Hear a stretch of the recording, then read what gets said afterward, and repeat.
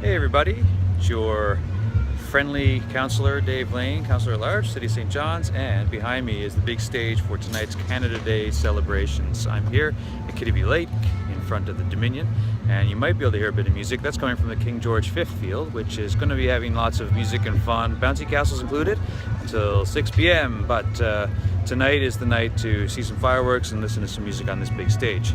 Now it is Canada Day, and I wanted to take a second to wish all of you a happy Canada Day, but also to acknowledge some interesting side stories to Canada Day that we should all be keeping in mind.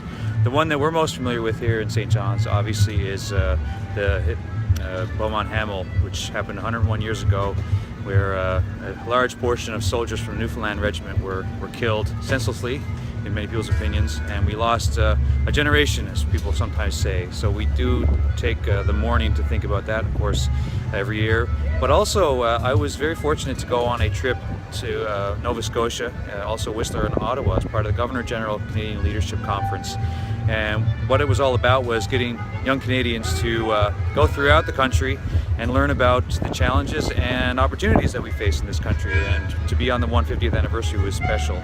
But one thing that really struck me, and probably my biggest takeaway from the whole affair, was that the big theme, for one of the themes anyway, for Canada 150 is actually reconciliation. What that means is looking and acknowledging and learning from a pretty negative past that we have, a heritage we have of treating the Aboriginal peoples of, I would say the indigenous peoples of Canada quite poorly when the Europeans came over. And I mean, looking at my skin, you can tell I'm of European descent.